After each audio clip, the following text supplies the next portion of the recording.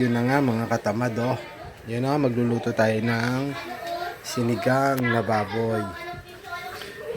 Ito lang mga katamad, ah. Ito yung pinakasikreto kung bakit talagang binabalik-balikan ng sinigang na baboy na luto ko dito sa buong Cavite. Halos sumabot na sa Calabarzon yung luto ko na to. Ito, bali pinapakuluan ko lang muna siya, tapos pinapalabas ko yung subo niya. Ganyan lang tayo magluto mga katamad, ha.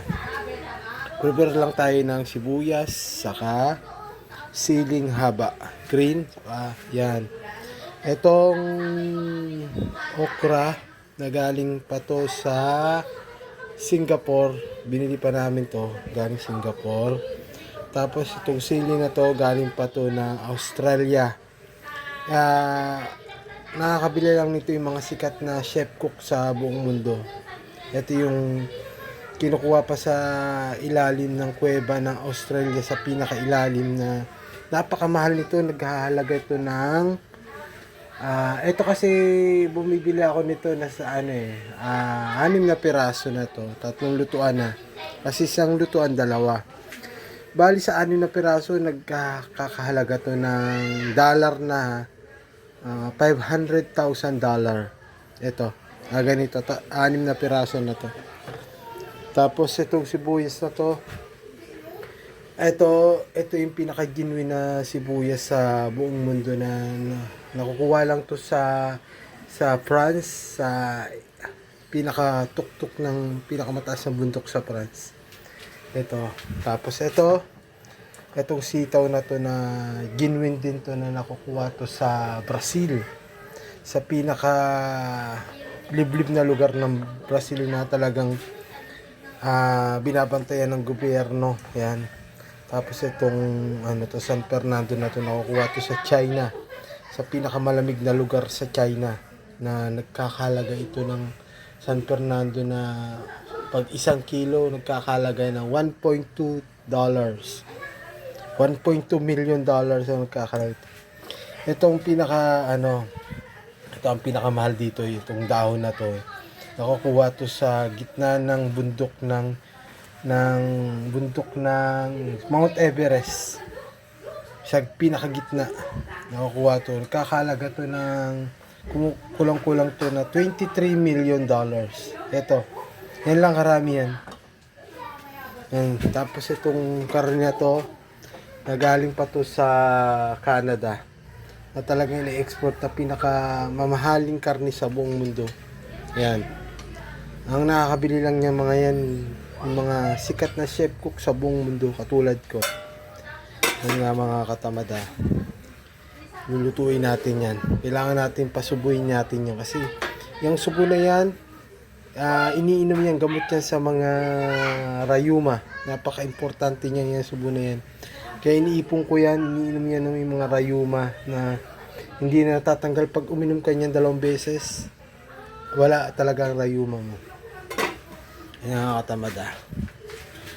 Alright. Yan nga mga katamad, ha. Yan.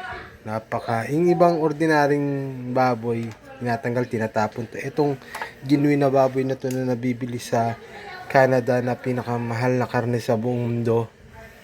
Halos pag ang presyo nito nasa kukulang-kulang ito $800,000 ang 1 kilo nito. Yan, nakuha natin ito ng muli lang tayo ng 5 kilo.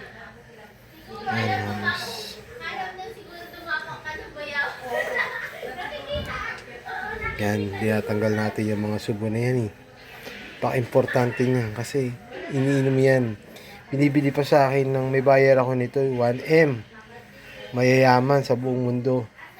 Yung mga rayuma na hindi na nawawala. Kaya pag nagluto ako, inaabangan ng buong mundo kasi yan. Yan, kasi nagunahan sila dito sa subo na to. Kasi gamot talaga to. Maraming gamot talaga to kung tutusin. Kahit yung mga masasakit ang likod na hindi nawawala, kayang tanggalin ito. Kasi yan tubig na to, hindi to ordinaryong tubig, ha. Kinukuha pa to sa pinakabukal sa buong mundo.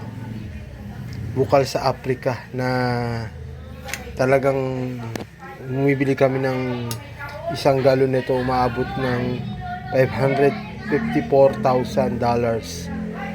yung tubig na yan, ha.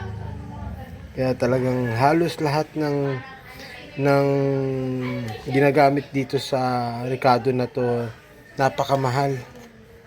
Maabot na nga ako tutusin to, kaya pag binenta to isang luto, maabot to ng 1 million dollars ang isang Ricardo. Dalawang laman lang yung ganyan. Napakamahal ng karne na to, saka itong luto na tong sinigang na to, special na sinigang to. Yan, iinumin yan. Marami preservative pa yan sa sa freezer na talagang maano pa siya. Yan ang talaga napaka yan, napakamahal nitong subo na to. Right, imbangan ulit natin, magsusumpay ang mga katamad, ha. Yan nga mga katamad, nilagay na natin yung San Fernando na pinakamahal na San Fernando sa buong mundo. Yan, bali para at least maya maya mapalambot na natin. Yan. Alright, maya maya sunod natin lalagay itong sibuyas. Maya maya pa yan, kasi syempre papalambot pa tayo ng karne. Alright, ayun nga mga katamad, bali ilalagay na natin tong pinakamahal na sibuyas sa buong mundo. Yan, gaganyan nyo lang. Kasi nilagay na natin kanina yung San Fernando, ilalagay na, tatakpan ulit natin. Tapos laging mahina lang yung apoy, ha, tatandaan nyo. Pero hindi ko ituturo ang pinaka secret recipe ko dyan, kasi sobrang maraming gumagaya na sikat na chef cook sa akin.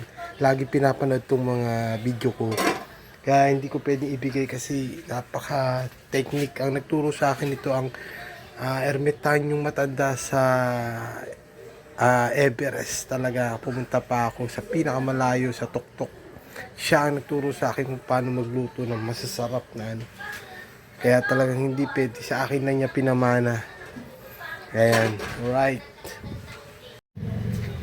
Yun nga mga katamad, ilalagay na natin itong pinakamahal na sili. Kasi medyo ramdam na natin na medyo malambot na yung karne natin na pinakamahal sa buong mundo.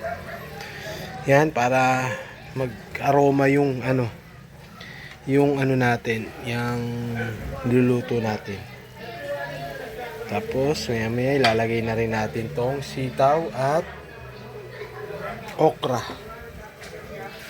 Yan, bali nagsaing na tayo ng pinakamahal na bigas sa buong Pilipinas.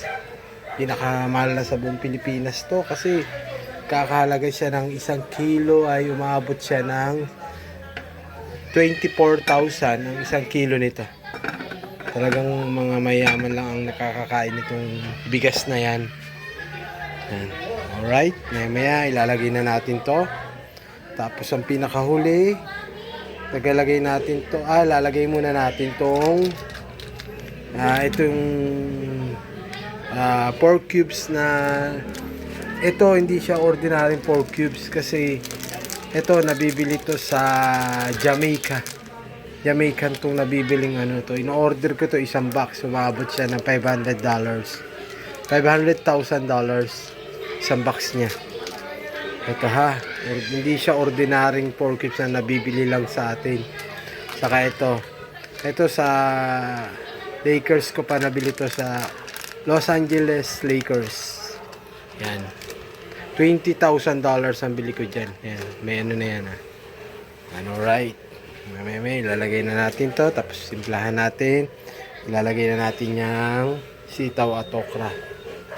Alright, update na lang tayo mamaya. Alright mga katamad, ilalagay na natin pinakamahal na pork cube sa buong mundo. Talagang ordinaryong tao ay hindi makakabili ng ganyang pork cube sa buong mundo. Bali, isa ako sa may-ari niyan na 5 kaming mga scientists ang nag-create niyan ng 4 cubes na yan. Hindi yan ordinary 4 cubes. Napakamahal niyan. Sobrang ano yan, talagang hindi mo siya masasabi. Halos makakalimutan mo ang pangalan mo pag ayan ang ginamit mong 4 cubes sa lasa. Halos tao ang nakakain ito, halos 100 na tao na ang nakalimutan na nila ang pangalan nila kung saan sila pinanganak. Pero at least, pero may mga doktor tayong kakilala na may babalik yung mga alaala nila. Sobrang sarap, nakakalimutan nila. Alright. May ilalagay din natin yung isa. Kasi dadag tayo ng pinaka genuine na tubig sa buong mundo. Na nakukuha lang to sa New Zealand, sa pinaka liquid na lugar sa New Zealand ng tubig na yan. Kakahalaga yung tubig na yan ng 1 milyon, 1 galon. Talagang lahat ng ano nito. Saka yung ginagamit yung panluto, hindi to ordinary. Ito ay white gold na ginagamit lang to ng mga sikat na chef cook. Ilan lang kaming sikat na chef cook sa buong mundo, mga 6 lang kami nakilalang chef cook na may hawak na ganitong sandok na to. Alright, takpan muna natin. Yo, ilalagay na rin natin mga katamad tong itong pampaasim na talagang nakukuha lang sa New Zealand din to. Kami lang din ang nag-create itong mga scientists. Kaya nakabuo kami ng ganitong Isa rin yan sa mga hindi ka naman makakalimot, pero makakalimot ka rin. Sobrang sarap din ang lasa ng yung sinigang sa gabi. Nakukuha yung gabi doon sa sinabi ko kanina. Yan, tas dinurog ko na rin yan pala mga katawan tong San Fernando. Pero yung iba hindi ko inubos lahat. May mga buo-buo rin dyan. Kita nyo yung texture nya. Yan, malapot-lapot na malabnaw.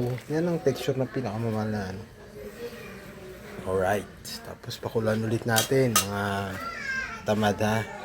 Maya add tayo ng tubig. Nagad na pala tayo mga katamad ng tubig. Bali, 1 mangkok. Yan. Pakuluin natin. Tapos after na makulo, ilalagay na natin isang pinakamahal na 4 cubes sa buong mundo. Saka ilalagay na natin to. Tapos titikman natin kung tama na ba ang luto. Kasi ako talagang magagaling na chef cook. Hindi talaga tumitikim yan. Alam na agad nila kung gaano kasarap. Pero syempre, may pinanlalasahan tayo, titikman natin. Right. Alright mga katamad, ilalagay na natin tong isa pang pinakamamahaling 4 cubes sa buong mundo. Ilalagay na natin, kakatin lang natin. Yan na. Buhayin nyo yung mga diskarte ko. Gagaya na naman ako ng mga chef cook dito sa Pilipinas. Yan. Natin yan. Lambot na malambot na yung karne natin. Sobrang lambot na yan. Kasi napaka-fresh nitong karne na to. Alright. Yan, tapos papakuluan natin ng konti. Lalagay na natin tong okra at sitaw. Right. Lagay na natin yan. Tapos papakuluin lang natin ang isa. Right. Takpan natin. Yan ulit. Alright. Yan ang mga katamad. Nilagay na natin yan ha. Bali, lalagay na natin tong kangkong. Itong mamahaling kangkong na to. Yan ay, lalagay na natin. Pa ditong napasamang sitaw. Yan. Tapos, lubog lang natin mga kamata ha. Yan, baka gayahin na naman ako ng mga chef cook dyan na inspirasyon ako. Nag-aaral dyan sa mamahaling mga eskwelahan nyo. Na, pinakita ko na sa inyo ang mga teknik kung paano magluto ng sinigang. Alright, tatakpan lang natin. So, mamaya, pwede na natin patayin. Alright. Oh, yeah. Tapos lalagyan na natin sa mangkok. Alright, ito na mga katamad yung sinigang na pinakamamahaling sinigang. Dali, serve na natin dito sa ating customer. Dito sa Shangri-La Hotel. Dito sa pinakamamahaling ano. Yan. Alright.